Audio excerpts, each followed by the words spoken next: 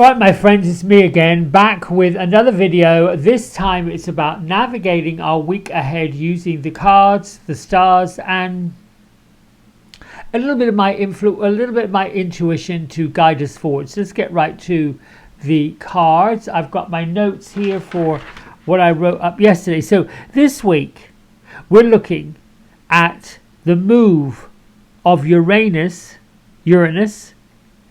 the planet of mischief, madness and chaos, into the sign of Gemini. This will be fine for technology, but at the same time the shock jocks will be making their presence known. So expect some unexpected conversations, situations, news reports, all of this that are sent to add another dose of madness and mayhem. Now, to get the most out of this full moon in Capricorn energy, which comes up on the 10th, take things back to the work-life balance and renegotiate your ambitions. We are too focused on the details, or we're not focused at all. This is a week where we're going to be called into question everything, particularly if you've been ruthless.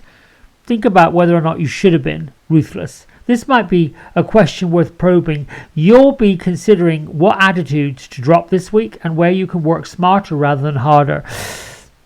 Have you been allowing your head to rule your heart a little bit too much?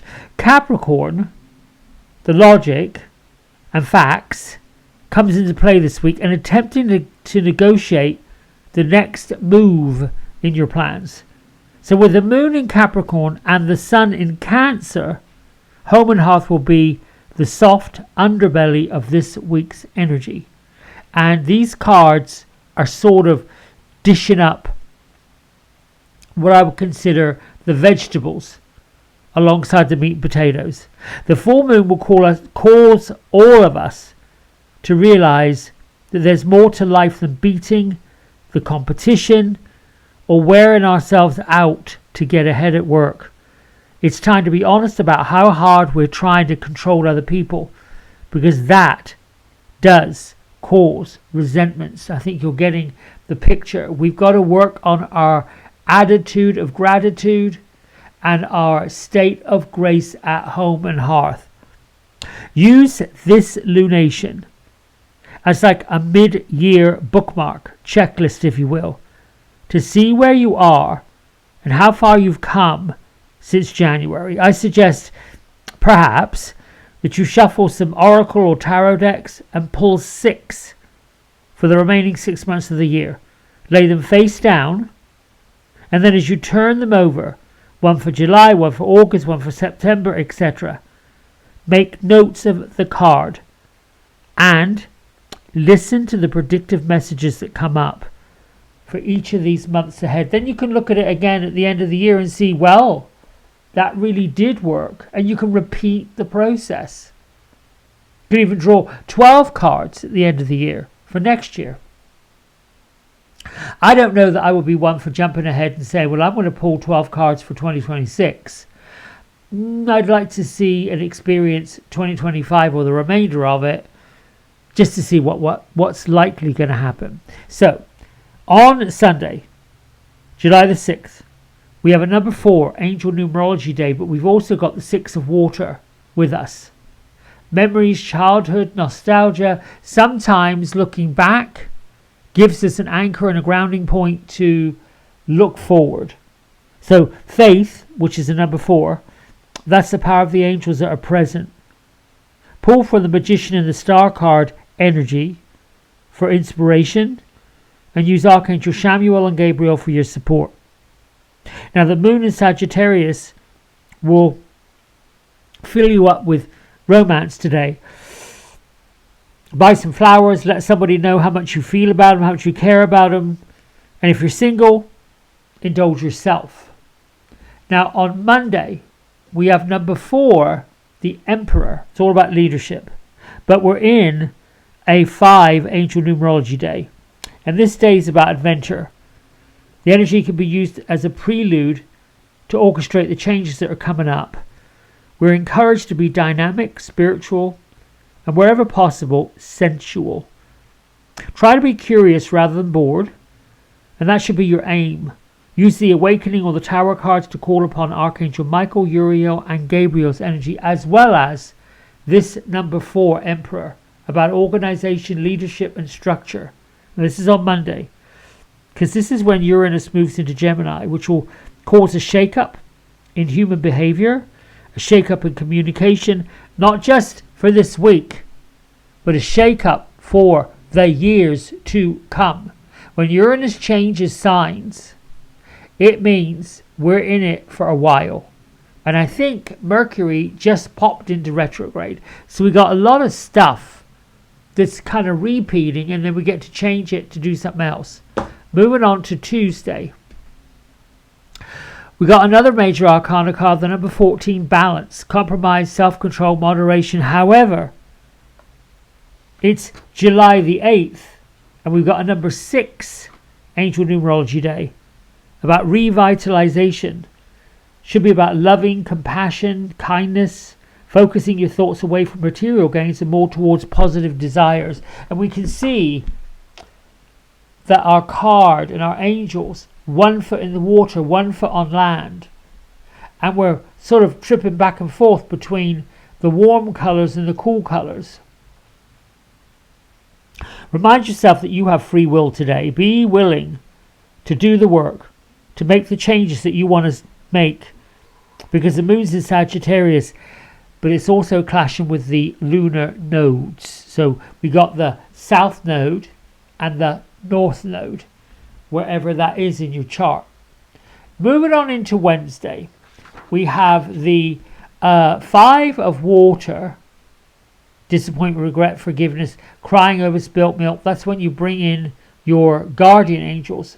It's also a number 7 Angel Numerology Day, so focus on the good life choices, not what you're lacking, not what you're missing, which is what this 5 of water is saying. Dry up your tears, clean up the spilt milk.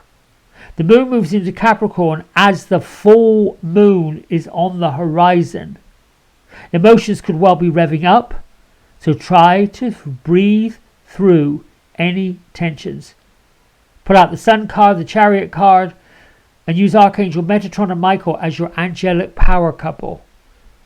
It'll help you pull up from the, oh my God, woe is me, what have I done? Yeah, no, we don't live with regrets. We learn from the missteps we took. Look at what's going to happen on Wednesday. Try to navigate any difficulties, any, oh my gosh, this didn't happen, I forgot to do that. This is the kind of energy I'm talking about. Now, Thursday, we got the 4 of Earth. But it's also a number 8 Angel Numerology Day. So it's about success, insightfulness. And the prayers are being heard and answered. Rely on the King of Pentacles as well as Archangel Ariel, Jophiel as your dynamic angelic helpers.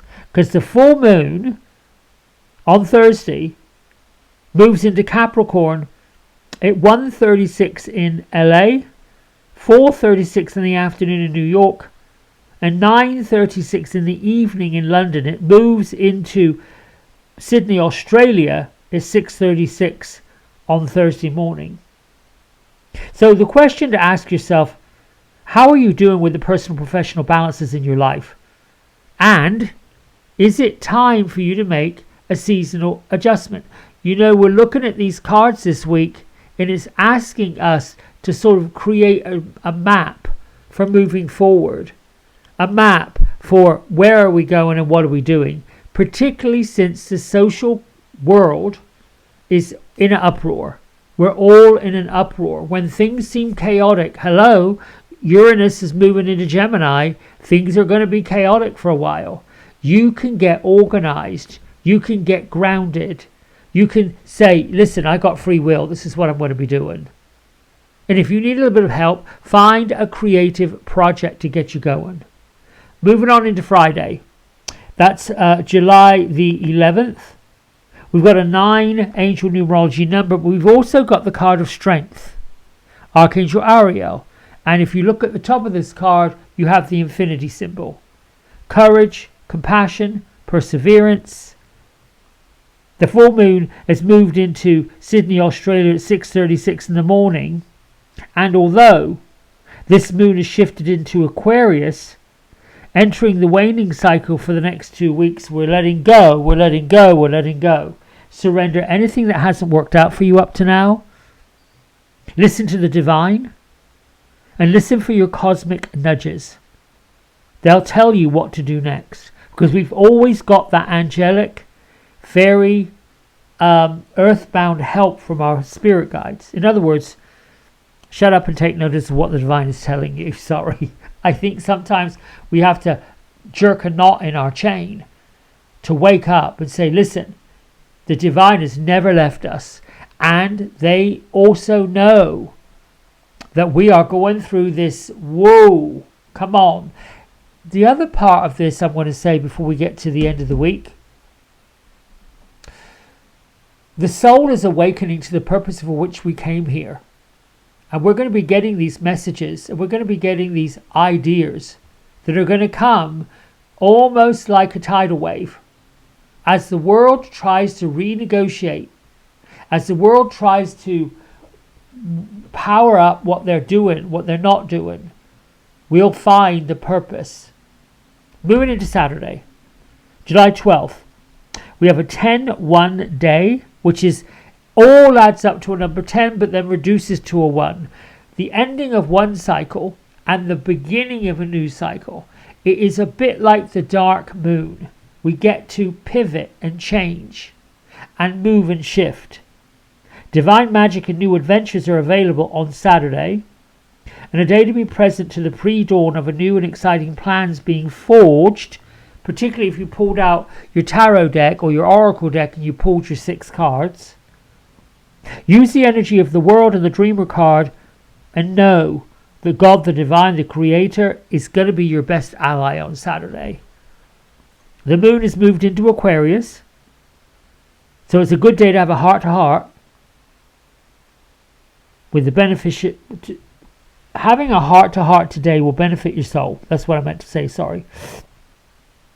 It's going to be a good day to remember how good you have things, and that life is worth living after all. It's not going down the drain hole like most people would think.